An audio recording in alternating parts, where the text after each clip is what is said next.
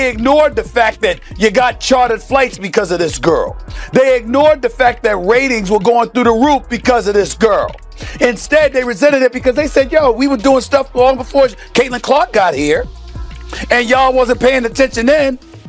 But now the young white girl comes along and y'all want to sit up there and shower all of this praise and all of this attention that was earned before she ever came along. The resentment is understandable, but it's not about Caitlin Clark. It's about what she represents. My point is, grow up. Just when it seemed like the WNBA had finally found its stride, ready to capitalize on Caitlin Clark's meteoric rise and ride her momentum straight into mainstream relevance and financial success, the league managed to stumble in the most embarrassing way possible.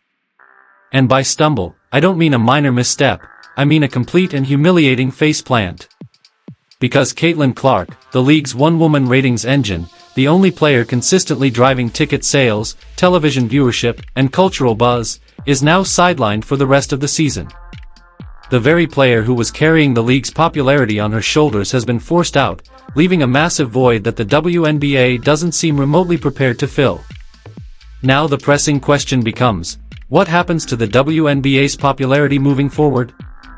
For months, players across the league, some directly, others more subtly, have voiced frustration about Clark receiving what they view as too much attention.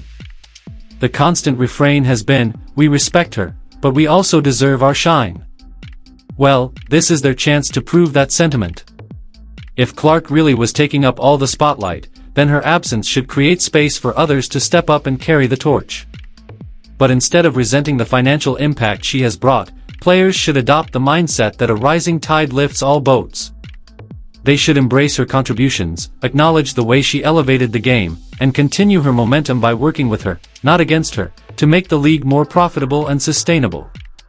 The reaction to Clark's injury was immediate and intense.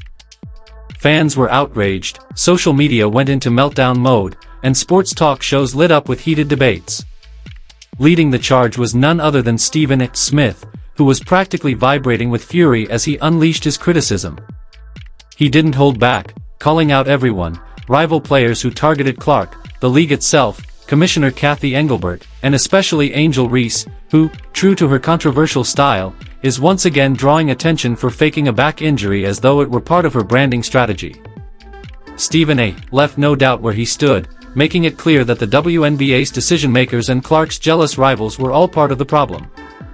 And in the middle of this storm, Clark's fans rallied with defiance, coining chants like, "Baby goat over baby giraffe," to express where their loyalty really lies. But this situation also serves as a reminder that players like Angel Reese need to be acutely aware of the image they project. The reality is that the moment Angel Reese steps outside her house, she carries her brand with her, and every move she makes will be scrutinized. She's not unaware of this dynamic, far from it. Reese is smart, driven, and savvy enough to know exactly how social media operates, and she has mastered using it to her advantage. Yet this also means she must be mindful of the perception she creates.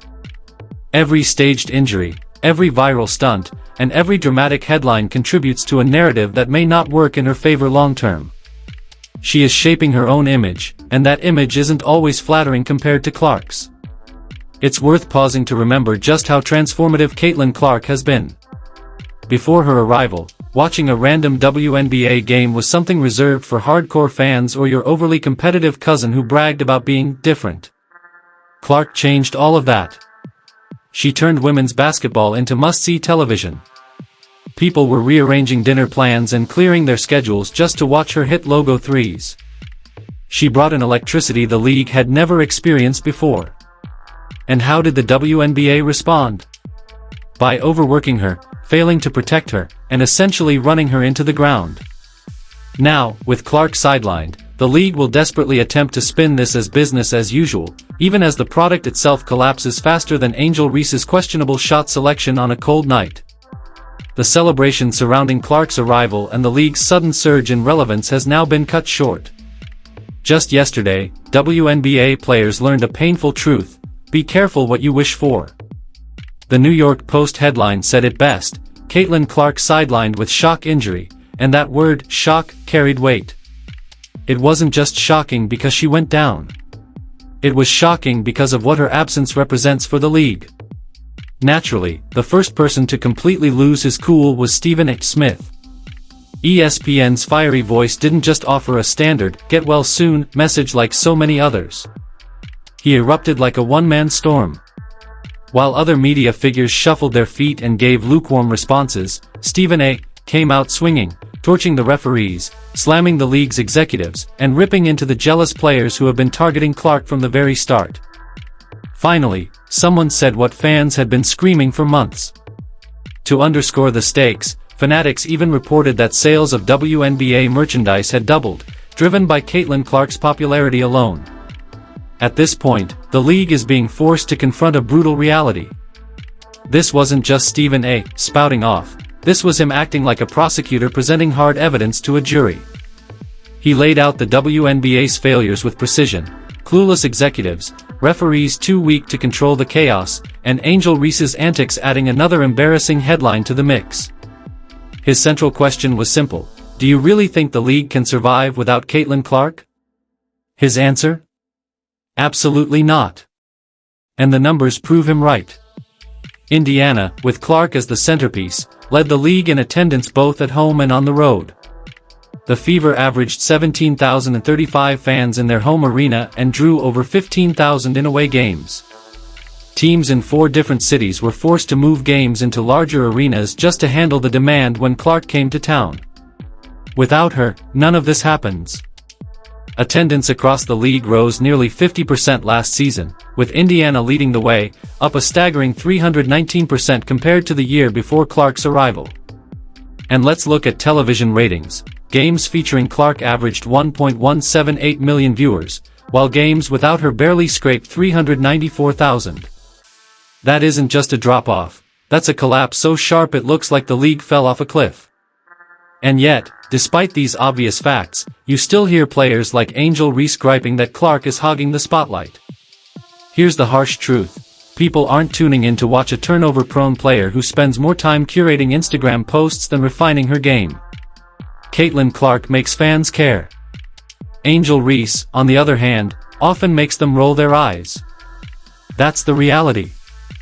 Now, with Clark sidelined, we're going to find out exactly how much of the WNBA's success depends on her.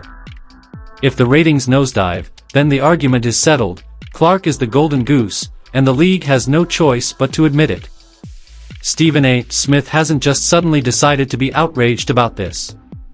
He has been watching the WNBA mishandle Clark for months. He's seen legends like Cheryl Swoops take cheap shots at her out of jealousy. He's seen Angel Reese hijack media opportunities to play the victim rather than elevate her play. And he's watched Commissioner Engelbert act as though Clark's rise was nothing more than a happy accident, rather than recognizing that Clark is the sole reason the WNBA is finally part of mainstream sports conversations.